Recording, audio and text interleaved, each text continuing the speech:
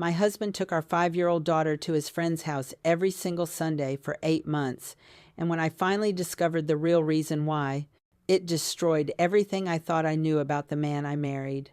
Please listen to my story and tell me in the comments section if I was right or wrong, because I need to know if following my gut instinct was worth losing my entire family over. I grew up in Ohio, in a small town where everyone knew everyone's business. My parents raised me to trust my instincts and never ignore that little voice in my head when something felt off. That upbringing probably saved my daughter's life, but it also tore apart everything I had built over the past decade. My name is Sarah, and this is the story of how a simple Sunday tradition became the nightmare that changed everything. When I met David 7 years ago at a mutual friend's barbecue, he seemed like everything I had ever wanted. He was kind, attentive, funny, and genuinely interested in getting to know me. We dated for 2 years before getting married, and during that time, I never saw a single red flag. His friends all seemed normal. His family was loving and supportive. He had a good job as an accountant, and he talked about wanting children someday. Everything felt right. Everything felt safe. We had our daughter Emma 3 years into our marriage. She was perfect in every way, with David's bright blue eyes and my dark curly hair. David was an amazing father from day one. He woke up for midnight feedings, changed diapers without complaining, and sang silly songs to make her laugh. I felt like the luckiest woman alive. We had built this beautiful little life together in our suburban neighborhood, complete with a white picket fence and a golden retriever named Max. The Sunday visit started about 8 months ago, right after Emma turned 5. David came home from work on a Friday and mentioned that his old college friend Marcus had moved back to town. I remembered Marcus vaguely from our wedding. He had given a toast that was funny and heartfelt, and David had always spoken highly of him. They had lost touch over the years when Marcus moved across the country for work, so I was happy they could reconnect. That first Sunday, David asked if he could take Emma to Marcus's house for a few hours. Marcus had just bought a house with a big backyard, and David thought it would be nice for Emma to have some outdoor playtime while the two of them caught up. It seemed innocent enough. I had grocery shopping to do anyway, and I thought it was sweet that David wanted to include Emma in his friendship. I packed her a little bag with snacks and a change of clothes in case she got dirty playing outside. They came home that evening around 6, and Emma was exhausted but happy. She talked about the swing set in Marcus's backyard and how Uncle Marcus, as she had started calling him, had pushed her really high. David seemed relaxed and content, more so than he had been in months. Work had been stressing him out lately, and I figured these Sunday visits were a good way for him to unwind. I was glad he had his friend back in his life. The second Sunday came, and David asked again if he could take Emma to Marcus's place. I said yes without thinking much about it. The third Sunday rolled around, and it happened again. By the fourth Sunday, it had become an established routine. Every single Sunday morning, David would wake up, make breakfast, and then announce he was taking Emma to Marcus's house. They would leave around 10 in the morning and return around 6 in the evening, 8 hours every single Sunday. At first, I enjoyed having the time to myself. I would clean the house, catch up on shows I wanted to watch, meet up with my own friends for lunch, or simply enjoy the quiet. Being a mother is exhausting, and having one day a week where I could recharge felt like a gift. But as the weeks turned into months, something started to feel strange. I could not put my finger on it exactly, but that little voice from my Ohio upbringing started whispering in the back of my mind. The first thing that struck me as odd was how vague David became whenever I asked about their Sundays.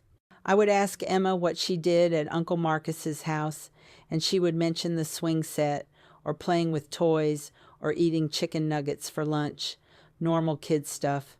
But when I asked David the same question, his answers were always brief and lacking detail.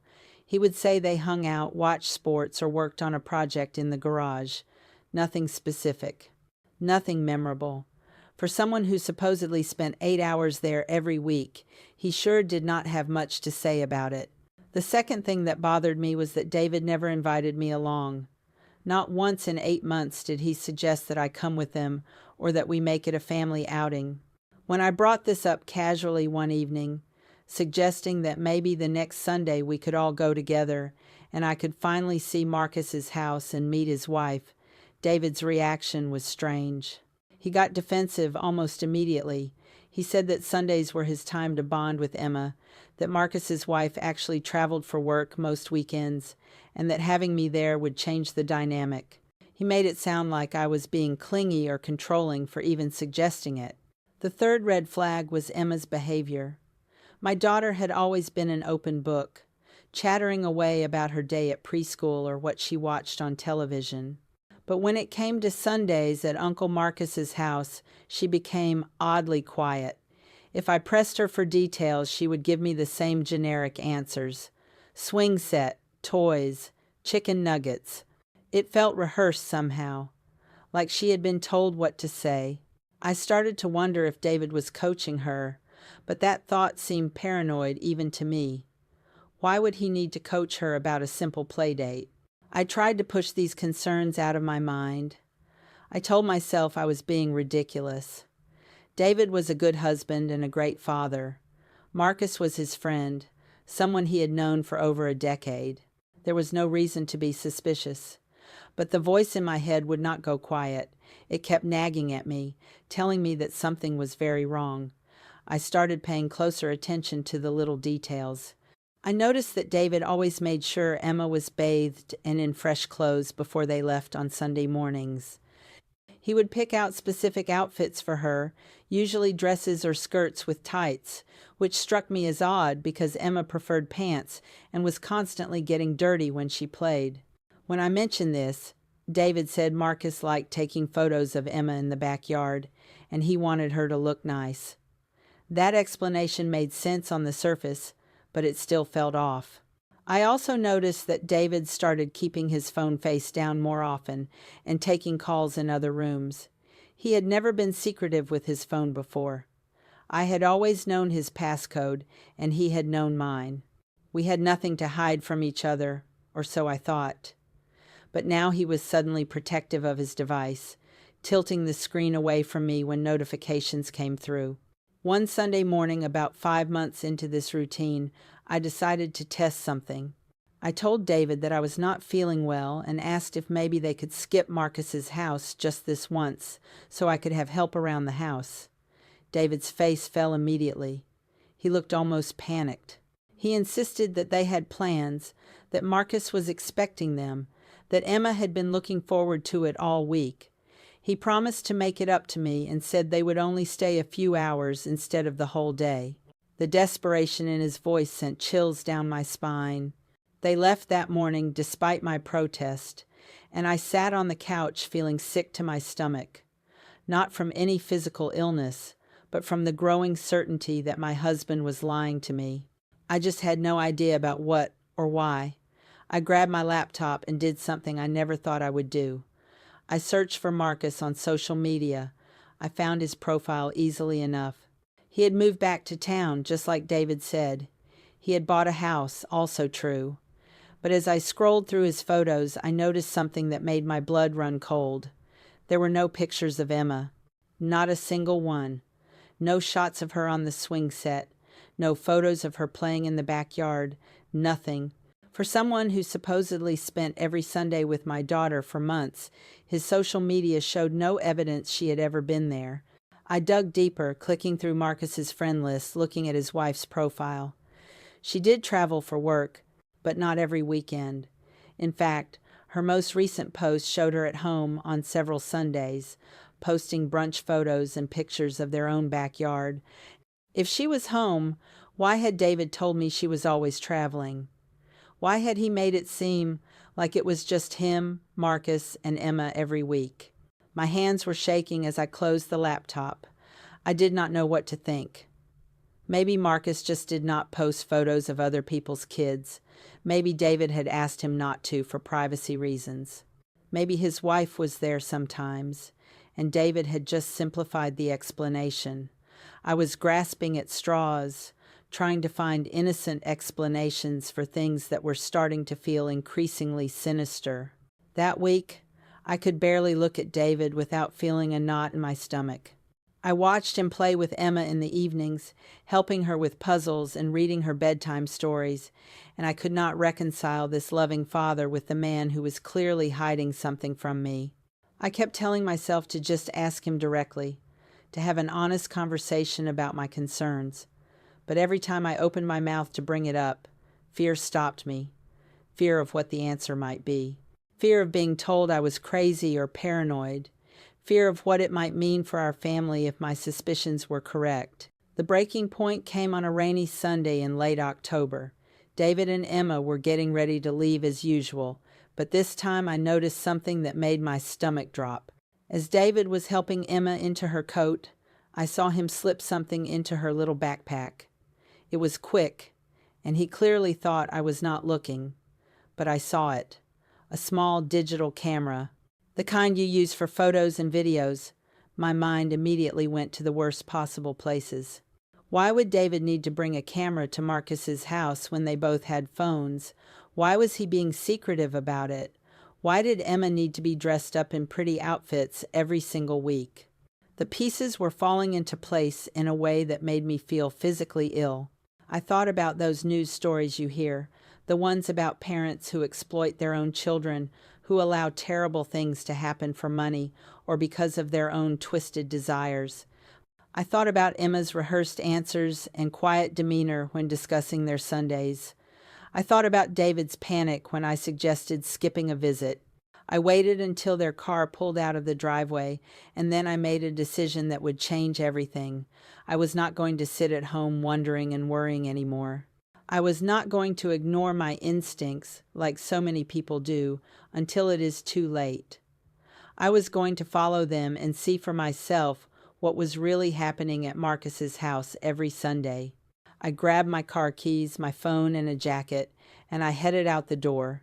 I kept a safe distance behind David's car, my heart pounding so hard I could hear it in my ears. I had never followed anyone before, and I was terrified he would notice me. But he seemed relaxed, even singing along to the radio from what I could see. Emma was in her car seat in the back, probably playing with one of her stuffed animals. They looked like a normal father and daughter heading out for a fun Sunday adventure, but I knew better now. I knew something was very wrong. David did not drive to Marcus's neighborhood. That was the first shock. I knew where Marcus lived because I had looked up his address online during my social media investigation. He lived in a development about 20 minutes north of us, in a family-friendly area with good schools and parks. But David was driving south, toward the industrial part of town where there were mostly warehouses and commercial buildings. My confusion mixed with my fear, creating a nauseating cocktail of emotions. After about 30 minutes, David pulled into a parking lot of what looked like an old converted warehouse. There were no signs outside, no indication of what the building was used for. A few other cars were parked in the lot, but it was mostly empty. This was definitely not Marcus's house. This was not anyone's house. I parked across the street behind a delivery truck, hoping I was far enough away that David would not notice my car. I watched as he got Emma out of her car seat and took her by the hand, leading her toward a side door of the building. My mind was racing with possibilities, each one worse than the last. Was this some kind of illegal operation? Was Marcus involved in something criminal and using my daughter as cover? Was David participating in something so terrible that he had to hide it in an unmarked warehouse? I sat in my car paralyzed by fear and indecision. Every maternal instinct I had was screaming at me to storm that building and get my daughter out of there. But I also did not know what I would be walking into or if I would be putting Emma in more danger by acting rashly. I decided to wait and observe for a few minutes before making any moves. I called my sister Rachel, who lived 2 hours away. My hands were shaking so badly I could barely dial the number. When she answered, I tried to explain the situation as calmly as I could, but my words came out in a jumbled rush. I told her about the Sunday visits, about my suspicions, about the warehouse. She immediately told me to call the police, but I hesitated. What would I tell them? that my husband took our daughter somewhere unexpected, that I had a bad feeling. They would think I was an overreacting, paranoid wife. I needed proof of something before I involved authorities. Rachel stayed on the phone with me, and we came up with a plan. I would wait 30 minutes to see if anyone else came or went from the building. If nothing changed and I still felt Emma was in danger, Rachel would call the police from her location and report a suspicious situation while I would approach the building and try to see inside. It was not a perfect plan, but it was something. Those 30 minutes felt like 30 hours. I watched the building like a hawk, my stomach churning with anxiety. About 20 minutes in, another car pulled up. A man got out, leading a young boy who looked to be around 7 or 8 years old. The boy was dressed nicely, similar to how Emma was always dressed on Sundays. My heart sank even further. This was not just about my family. There were other children involved. Other families who maybe had no idea what was happening to their kids every Sunday, or maybe they did know and were part of something I could not even allow myself to fully imagine. That was it. I could not wait any longer. I told Rachel to call the police and give them this address. I described the building, the cars in the lot, everything I could see. Then I got out of my car and approached the warehouse. My legs felt like jelly, and I honestly thought I might pass out from fear. But I kept thinking about Emma inside that building, and it pushed me forward. The side door David had used was locked, but there was a window a few feet away that was slightly ajar. I could hear voices inside, though I could not make out what they were saying. I stood on my tiptoes and tried to peer through the window, but the angle was wrong and all I could see was a dim hallway. I moved around the building, looking for another window or door, some way to see what was happening inside without announcing my presence. On the back side of the building, I found a loading dock with a large garage-style door that was partially open, maybe 2 feet off the ground. I got down on my hands and knees, not caring that I was ruining my jeans on the dirty concrete, and I peered underneath. What I saw in that moment would haunt me for the rest of my life, but not for the reasons I had feared. The warehouse had been converted into what looked like some kind of studio or workshop. There were bright lights set up, cameras on tripods, and in the center of the space was a small stage area with colorful backdrops. Emma was standing on the stage wearing the dress David had picked out for her, and she was singing, into a real microphone with music playing from speakers. The man I assumed was Marcus was operating a camera, and David was standing off to the side with the digital camera I had seen him pack, taking photos. This was not what I had expected at all. I felt a wave of relief so strong that tears started streaming down my face, but it was immediately followed by confusion and anger. If they were just making videos of Emma singing, why all the secrecy? Why lie about it being at Marcus's house? Why hide it from me for 8 months? I watched for a few more minutes, trying to make sense of what I was seeing. Emma looked happy. She was smiling and dancing as she sang. She did not look scared or uncomfortable. She looked like she was having the time of her life. The boy I had seen arrive earlier was sitting in a chair nearby, waiting his turn. There were a few other children there too, all around elementary school age, all dressed nicely, all seeming excited and happy.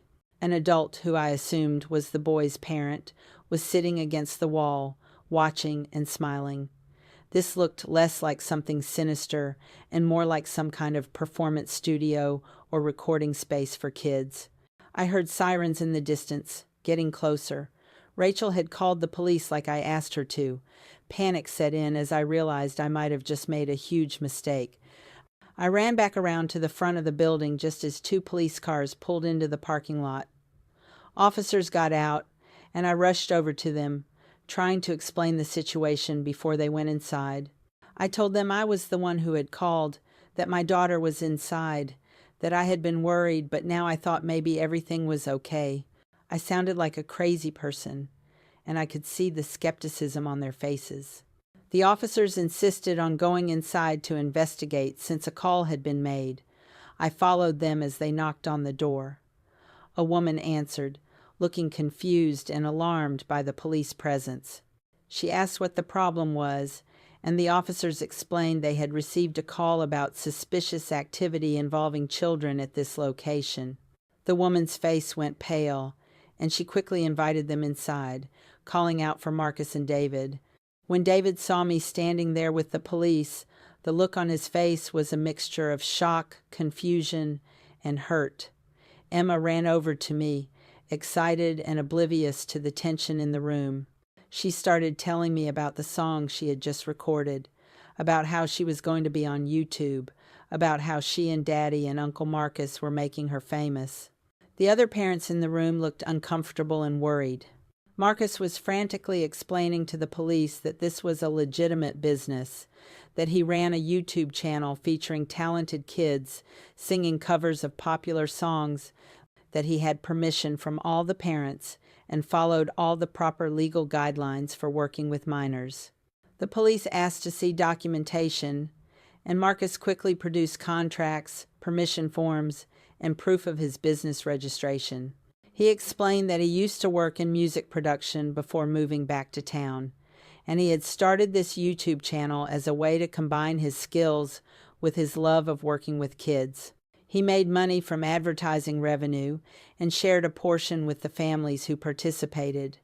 Everything was above board. Everything was legal, but nobody had told me. David had been bringing Emma here every Sunday for 8 months, signing contracts and permission forms in my name, and making decisions about our daughter's image and online presence without ever consulting me. As the police confirmed that no laws were being broken and prepared to leave, I felt my relief transforming into rage. The officers could sense the family drama brewing and suggested we talk at home rather than at the business location. They did not need to tell me twice.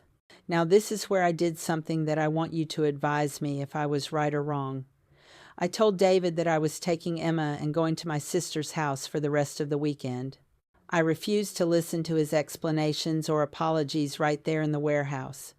I took my daughter by the hand, walked out to my car, and drove away while David stood there calling after me. I needed time to process what had happened, time to think clearly without him trying to justify his lies and manipulation. I needed to figure out what this meant for our marriage and our family. At Rachel's house, I finally got the full story from Emma. She explained in her innocent 5-year-old way that Daddy had told her the singing videos were a special surprise for Mommy. He said they were going to wait until she was famous and then show me all the videos at once. He had told her not to talk about the details because it would ruin the surprise. That was why her answers were always so vague.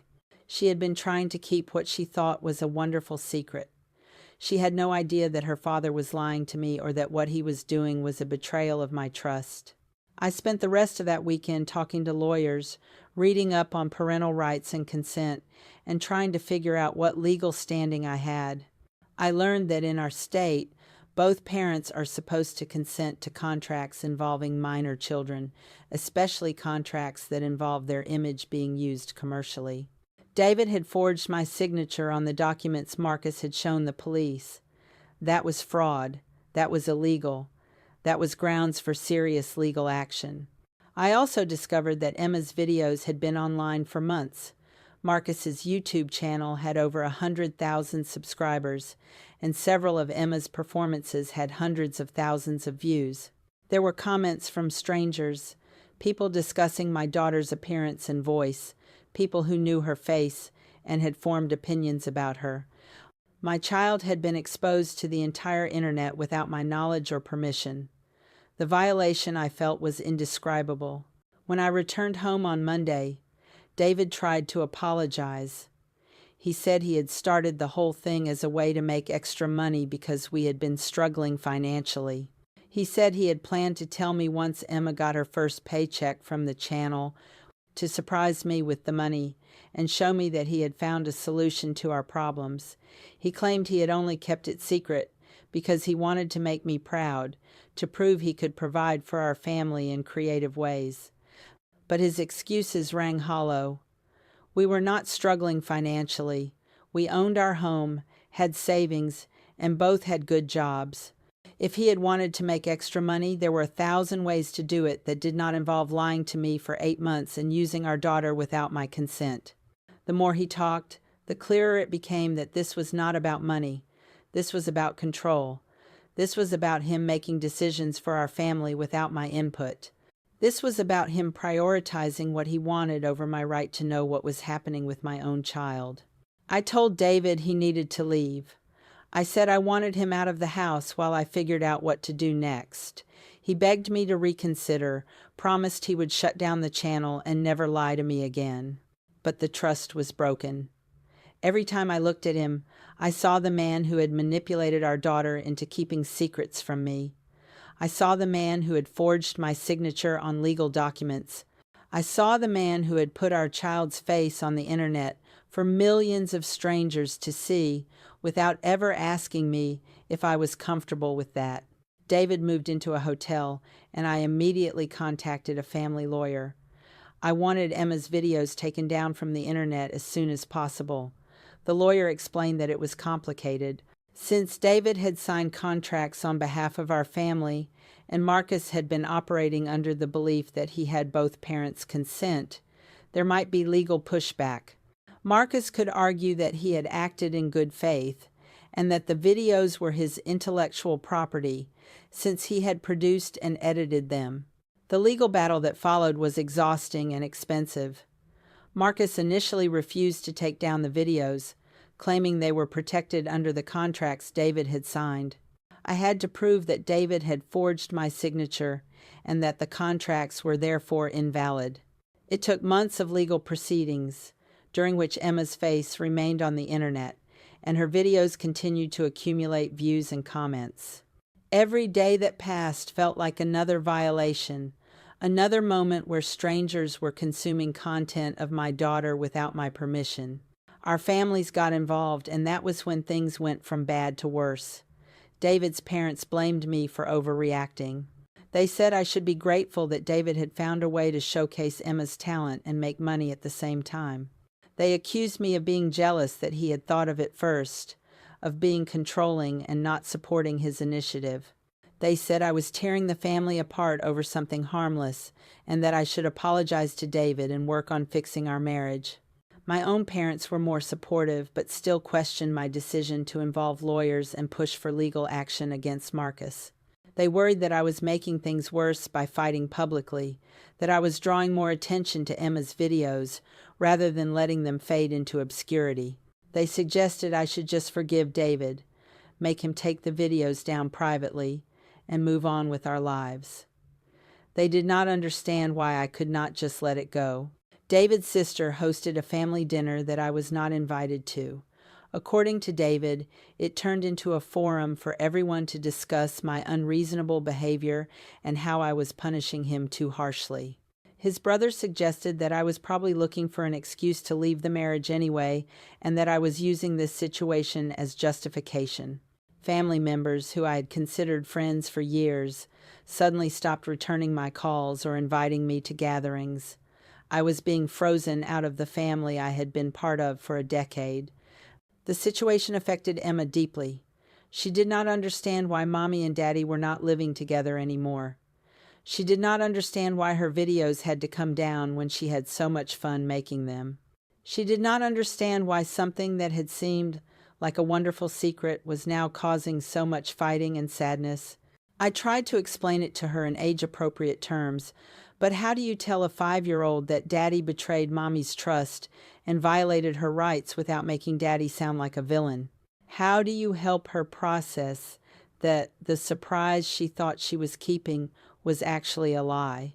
David fought me on the custody arrangements. He argued that I was being vindictive and trying to keep him from his daughter as punishment for his mistake. He painted himself as the victim, the well-meaning father who had made an error in judgment but who loved his daughter and wanted what was best for her. His lawyer argued that my extreme reaction to the situation showed poor judgment on my part and that maybe I was not stable enough to have primary custody. That argument nearly destroyed me. I had done everything right. I had followed my instincts. I had protected my daughter from a situation that, while not as dangerous as I had initially feared, was still wrong and illegal. And now I was being portrayed as the unstable one, the overreacting mother who could not handle her husband's entrepreneurial spirit. The injustice of it made me sick. The custody battle lasted for 6 months. During that time, Emma went back and forth between our homes on a temporary arrangement that left her confused and sad. She missed having both parents in the same house. She missed the life we had before everything fell apart. I missed it too, but I could not go back to a marriage built on lies and broken trust. I could not pretend that what David had done was acceptable just to keep the peace. Eventually, we reached a settlement. I got primary custody with David having visitation every other weekend and 1 weeknight per week. The court agreed that David had violated my parental rights by signing contracts without my consent, and that played in my favor during custody negotiations. The judge ordered all of Emma's videos to be taken down from Marcus's channel, though we both knew that once something is on the internet, it never truly disappears. People had downloaded the videos, shared them, and posted them elsewhere. My daughter's image was out there forever, and there was nothing I could do about it. David and I had to communicate about Emma, but our conversations were cold and transactional. Pickup times, school events, medical appointments. We were no longer partners. We were not even really friends. We were just two people who shared a child and a lot of painful history. He eventually started dating someone new, a woman who apparently thought his YouTube channel idea had been creative and innovative. They got engaged within a year, and Emma now had a stepmother who saw nothing wrong with what David had done. The worst part was watching Emma struggle to understand why our family had changed so drastically. She blamed herself sometimes, thinking that if she had not agreed to make the videos, we would still be together. I tried to reassure her that it was not her fault, that she was just a child who had trusted her daddy and that the problems were between the adults. But children always feel responsible when their parents split up, no matter how many times you tell them otherwise. My relationship with David's family never recovered. His mother sends birthday cards to Emma but never calls me. His sister invited Emma to her daughter's birthday party, but made it clear through David that I was not welcome. Family holidays are divided now, with Emma spending time at David's parents' house with his new fiancé, while I spend them alone or with my own family. The big, blended family gatherings we used to have do not happen anymore. Even my own extended family was affected. My cousin's daughter and Emma used to be close, having playdates and sleepovers regularly. But after my cousin heard her parents talking about how I had overreacted to David's mistake and destroyed a good marriage over nothing, she started declining my invitations for the girls to get together. She never said it outright, but I could tell she thought I was in the wrong. The playdates stopped, and Emma lost a friend she had grown up with. The financial cost of the divorce and legal battles was staggering. I had to take out a loan to pay my lawyer, and I am still paying it off 2 years later. David also faced financial consequences, having to pay legal fees and losing the income from Emma's videos. The money he claimed he was trying to make to help our family ended up costing us both tens of thousands of dollars in legal expenses. The irony was not lost on me. I went to therapy to process everything that had happened. My therapist helped me understand that following my instincts that day was not wrong, even though the threat I had imagined was not the reality I found. She helped me see that David's betrayal of trust was real and serious, even if he had not been putting Emma in physical danger. She validated my feelings of violation when I learned my daughter's image had been shared with millions of people without my knowledge. But she also helped me recognize the cost of my choices and to grieve for the life and family I had lost. Emma started therapy too. She needed help processing the divorce, the loss of the family structure she had known, and her complicated feelings about the videos and what had happened. She told her therapist that she missed Uncle Marcus and the other kids she used to sing with every Sunday. She said she still loved singing but felt confused about whether it was okay to enjoy something that had caused so much trouble.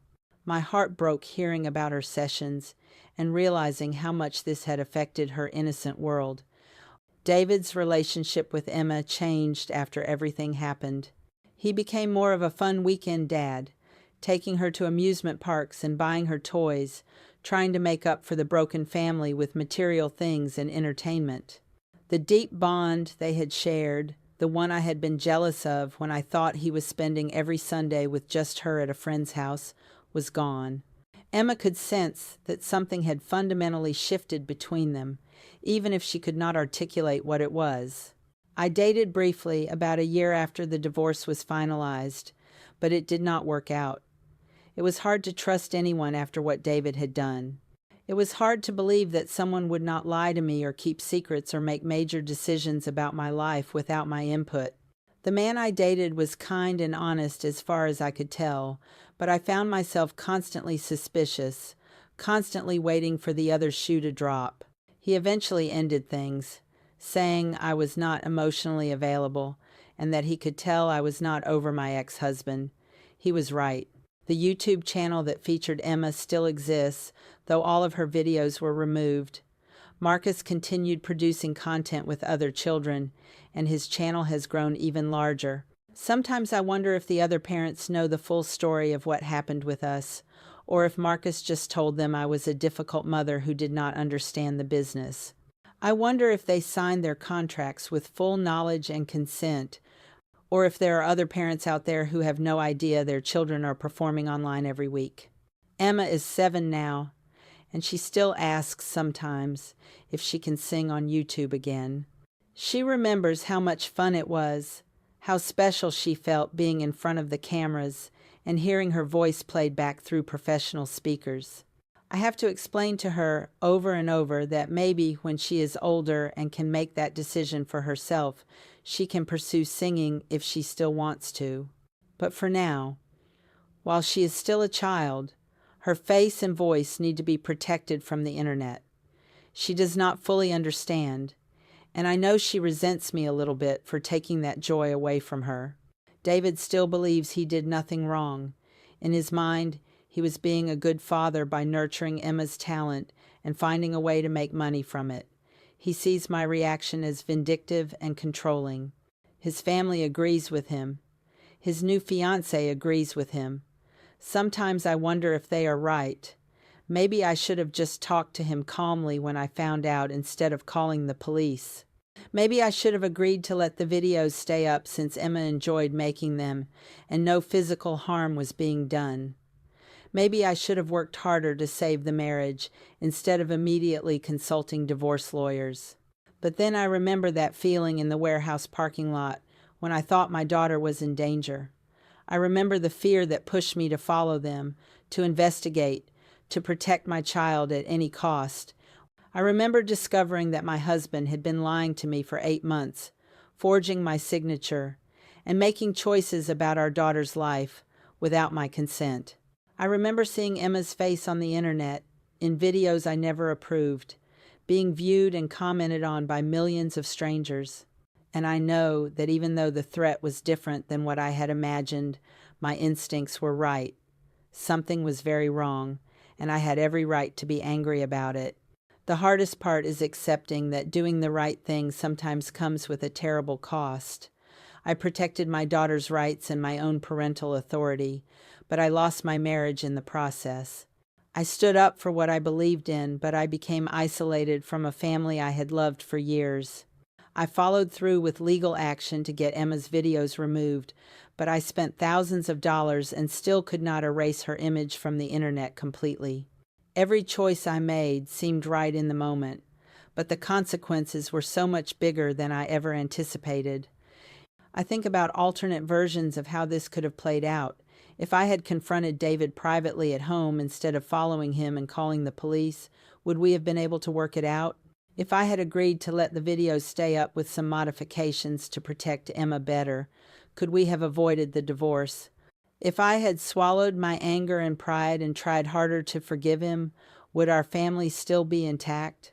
These questions haunt me late at night when Emma is asleep and the house is quiet and I am alone with my thoughts and regrets.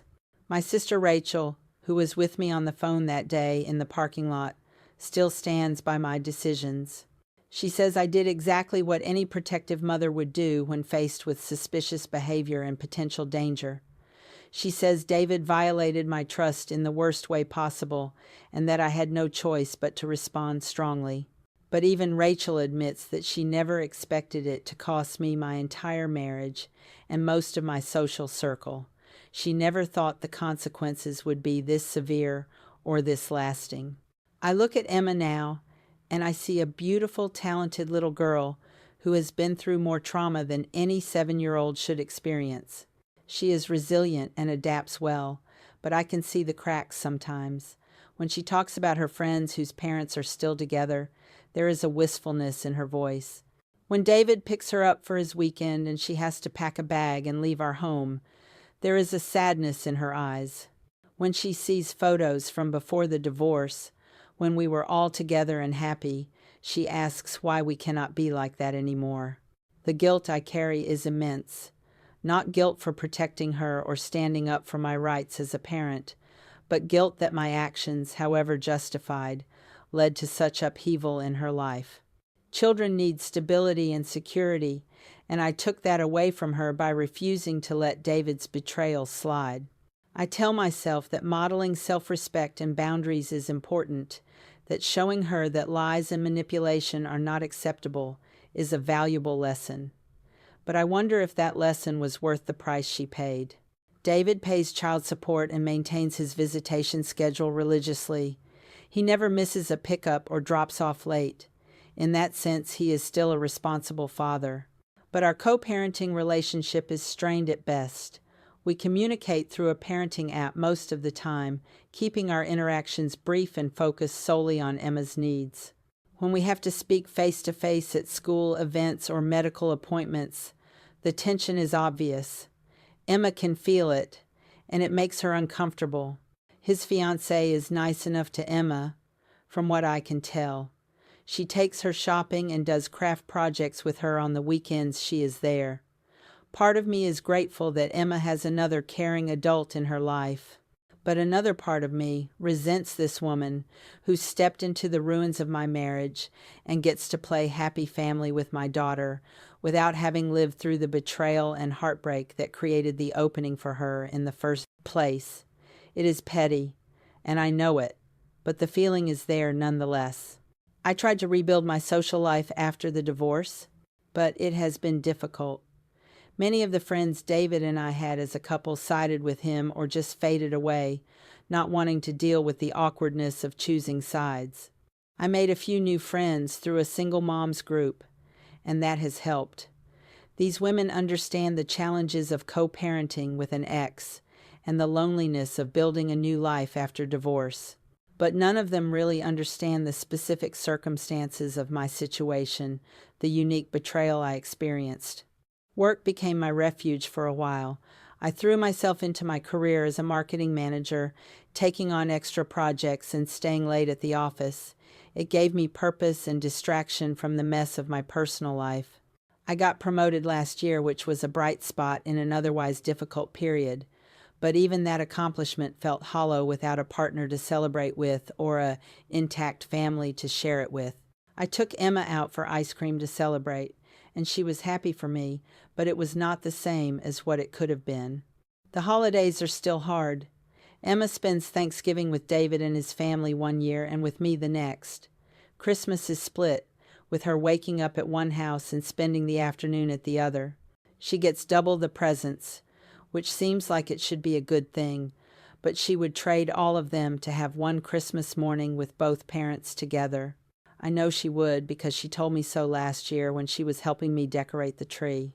I have explained to Emma, as she has gotten older and can understand more, why I made the choices I did. I told her that Daddy made decisions about her without asking Mommy first, and that was not right. I told her that grown-ups have to be honest with each other, especially when they are married and raising a child together. I tried to do it without making David sound like a bad person, because despite everything, he is still her father and she loves him. It was a delicate balance, telling the truth without poisoning her relationship with him. Emma asked me once if I still loved Daddy. It was a simple question with a complicated answer. I told her that I would always care about him because he gave me her, the best thing in my life. But I also told her that love is not enough when trust is broken. She did not fully understand, and I am not sure she will until she is much older and has experienced relationships of her own. I just hope she learns from what happened to us and chooses partners who are honest and respectful. Some days I feel strong and confident in my decisions. I look at Emma and think about how I fought for her rights and her privacy. I think about how I stood up against being lied to and manipulated. I feel proud that I did not just accept David's behavior and that I demanded better treatment. Those are the good days, when I believe I did the right thing and that the cost, however high, was worth paying. But other days I feel lost and full of regret. I think about the family dinners we used to have, the vacations we took together, the ordinary moments of domestic happiness that I took for granted. I think about Emma having both her parents under one roof, seeing a model of a loving marriage, growing up with stability and security. I wonder if I could have handled things differently, if there was a path where I could have maintained my boundaries and self-respect without destroying everything we had built. My therapist tells me that hindsight is not helpful, that I made the best decisions I could with the information and emotions I had at the time. She reminds me that David's actions created this situation, not mine. She says that his choice to lie and forge documents and hide a significant part of Emma's life from me was the real betrayal, and that my response to that betrayal was natural and justified. I believe her most of the time, but in the quiet moments, doubt creeps in. The truth is that there are no perfect answers in situations like this. There is no response to betrayal that does not come with consequences. If I had done nothing, I would have been accepting unacceptable behavior and setting a terrible example for my daughter. If I had tried to work it out quietly with David, I might have ended up in a marriage where I never fully trusted him again, always wondering what else he was hiding from me. The path I chose, the path of legal action and separation, came with its own heavy price. But at least I can look at myself in the mirror and know I did not compromise my values or my rights as a parent. Emma will grow up and eventually understand all of this better.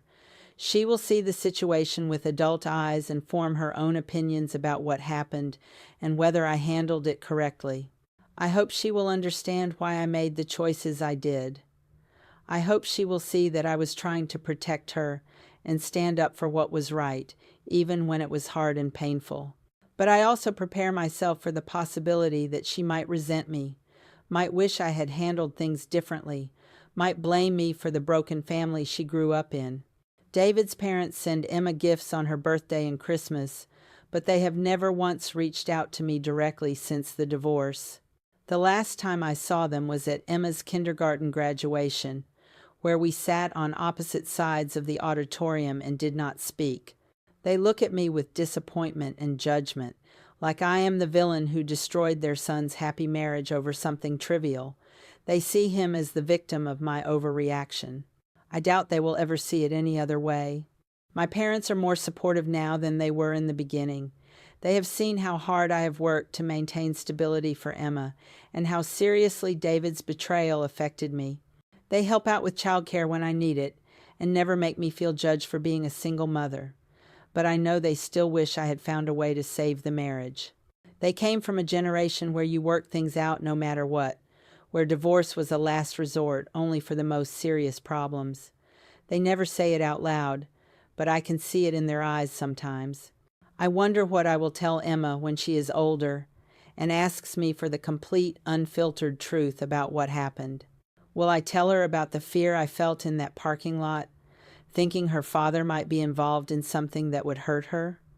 Will I tell her about the rage I felt when I discovered he had been lying to me for months? Will I tell her about the legal battles and the money we spent, and the family relationships that were destroyed? Or will I give her a sanitized version, protecting her from the full weight of the adult problems that tore her family apart? There are moments when I see David with Emma and I remember why I fell in love with him in the first place. He is patient with her, attentive to her needs, genuinely interested in her thoughts and feelings. He is a good father in many ways, but he is also the man who thought it was acceptable to make major decisions about our child without consulting me. He is the man who lied to my face every single Sunday for 8 months. He is the man who forged my signature on legal documents. Those facts do not disappear just because he loves Emma or because he was trying to do what he thought was right. I have accepted that my life will never look the way I once imagined it would. I will not have the intact nuclear family, the partnership in parenting, the shared history of watching our daughter grow up together under one roof. Those dreams died in a warehouse parking lot 2 years ago. In their place, I have a different kind of life. One where I am solely responsible for decisions in my home, where I do not have to wonder what my partner is hiding from me, where my boundaries are respected because I am the only adult setting them. Emma and I have built our own traditions now. We have movie nights every Friday where she picks the film and we make popcorn together. We go to the farmer's market every Saturday morning and pick out fresh fruit and flowers. We volunteer at the animal shelter once a month, walking dogs and playing with cats. These are our things, just the two of us, and they are special in their own way. They are not a replacement for what we lost, but they are something good that has grown from the ruins. I still follow my instincts just like my parents taught me growing up in Ohio. When something feels off, I pay attention to that feeling now. I do not ignore little warnings in my gut or rationalize away behavior that makes me uncomfortable. David's betrayal taught me that my instincts are valuable and worth listening to, even when acting on them has scary or unpleasant consequences. That is a lesson I will carry with me for the rest of my life. Sometimes I drive past the warehouse where I found out the truth. It looks different now, less sinister without the fear and adrenaline coloring my perception. It is just a building where people make videos, nothing more and nothing less. But for me, it will always be the place where my marriage ended and my new life began. It is a physical reminder of the moment I chose to face the truth instead of living in comfortable ignorance. I do not know if I will ever be in another serious relationship. The idea of trusting someone enough to let them into my life and Emma's life feels overwhelming. I would need to find someone who understands why I made the choices I did, who respects my fierce protectiveness of my daughter, who would never dream of making major decisions without my input.